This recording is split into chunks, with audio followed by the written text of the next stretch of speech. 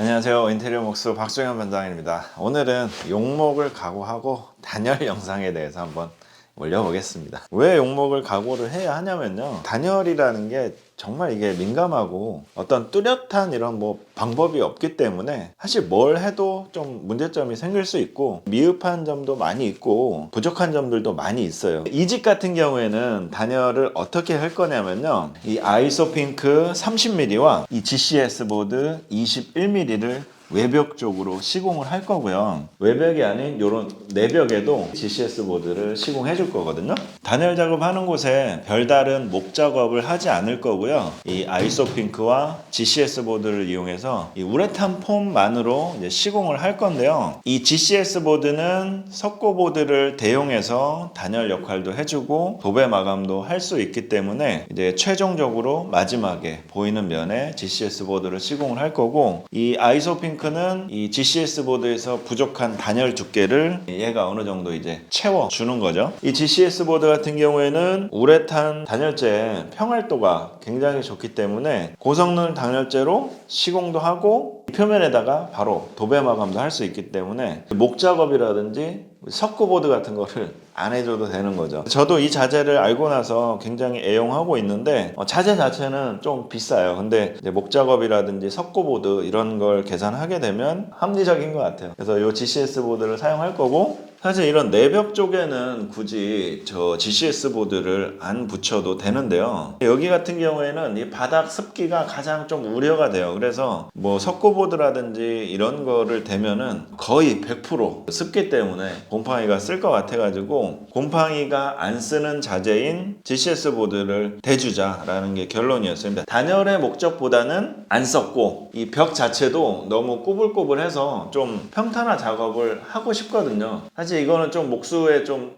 소망이에요. 막 이렇게 삐뚤삐뚤한 벽 진짜 베기가 싫어요. 네. 그래서 웬만하면 이제 석고보드나 이런 걸 다 쳐주게 되는데, 그 석고보드를 대용해서 GCS 보드를 우레탄 폼으로 해서 붙일 거고, 아무래도 저게 붙게 되면 단열에도 효과가 있죠, 당연히. 그리고 바닥에 올라오는 습기도 썩지 않기 때문에 어느 정도 곰팡이에 대한 우려도 좀 덜 수 있겠다라는 판단으로 GCS 보드를 내벽에도 시공을 하기로 했습니다. 이 천장은 아이소핑크 30mm를 한 겹만 붙여줄 거예요. 천장 위에가 옥상이 있거든요. 그래서 여기도 단열재를 붙여줘야 되는 그런 구간이에요. 주방 위쪽 여기도 지금 옥상이기 때문에 여기도 붙여줘야 됩니다. 화장실도 GCS 보드를 붙여줄 건데요. 이유는 화장실은 완전 진짜 독립적으로 어떤 그 욕조의 형태로 얘가 완전 이제 그 밀봉이 좀 돼야지만 피해가 안 생기는데, 어떤 피해냐면요, 이렇게 맞은편에 있는 방들, 이런 벽에서 안쪽에 있는 그런 습기라든지 이런 것들이 이 벽을 통해서 스며져 나오면서 여기에 좀 곰팡이가 생기는 이런 피해가 좀 생겨요. 주로 이제 허리 높이 정도에서 물을 많이 쓰니까 그런 습기라든지 이런 것들이 이 콘크리트 벽을 통해서 그대로 스며들면서 이렇게 곰팡이 자국이라든지 이런 게 이제 쭉 남아 있는 거잖아요, 지금. 그래서 이 벽에도 GCS 보드를 붙여줘서 어느 정도 평활도도 잡고, 이 GCS 보드가 또 투습에도 효과가 있기 때문에 어느 정도 이제 습기가 벽 쪽으로 스며드는 걸 차단해 줄 수가 있는 거죠. 그리고 단열도 되고, 그렇기 때문에 화장실에도 GCS 보드를 붙여줄 건데요. 이 화장실은 아무래도 좀 좁다 보니까 이제 GCS 보드 11mm짜리를 시공하려고 해요. 이번 단열 영상도 사실 논란의 여지가 많이 있어요. 단열재가 저렇게 얇게 들어가서 무슨 단열이 되겠냐, 최소 100mm는 돼야 되지 않느냐, 법적 단열 두께가 몇 cm인데 저렇게 해서 되겠느냐, 이렇게 논란들이 좀 항상 있을 수밖에 없는데요. 아마 셀프 인테리어를 하시는 분들은 이 단열에 대해서 진짜 고민을 많이 하실 거예요. 왜냐하면 이게 단열재의 두께를 정하는 것도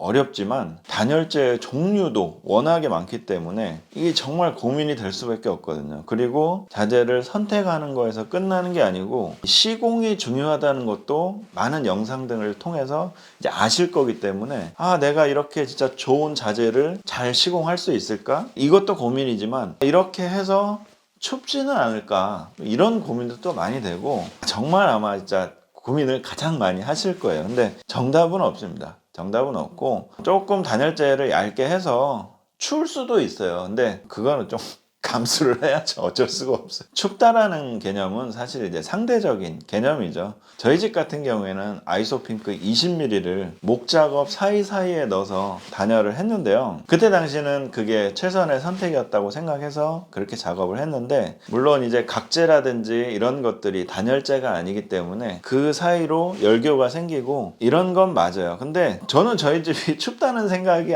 안 들어요. 나름대로 따뜻하게 잘 지내고 있고, 뭐 제가 그렇게 단열을 한 부분에 대해서 곰팡이가 쓸거나 이런 거는 아직까지 없었습니다. 그만큼 만족하면서 살고 있어요. 단열재를 더 두꺼운 걸 쓰고 목 작업 없이 이런 GCS 보드를 사용해서 작업을 했다면 더 만족스러웠을 수도 있겠죠. 말이 길어졌지만 어쨌든 선택은 여러분들이 하시는 거고 정답은 없습니다. 현명하게 선택하시고 그 선택이 맞다고 믿으시고 어떤 자재로 어떤 공법으로 선택을 하시든 최대한 꼼꼼하게 시공을 하는 게 우리가 할 수 있는 최선이 아닐까 싶어요. 돈이 없어서 자재를 뭐 2배로 우리가 늘릴 수는 없지만 조금 더 신경을 써서 시공을 할 수는 있잖아요. 그 선택한 한도 내에서 최선의 시공을 해서 만족할 결과물을 만들어내는 게 가장 현명하지 않을까 싶습니다. 네. 그런 의미에서 오늘 영상이 도움이 되셨다면 구독과 좋아요 부탁드리겠습니다. 감사합니다.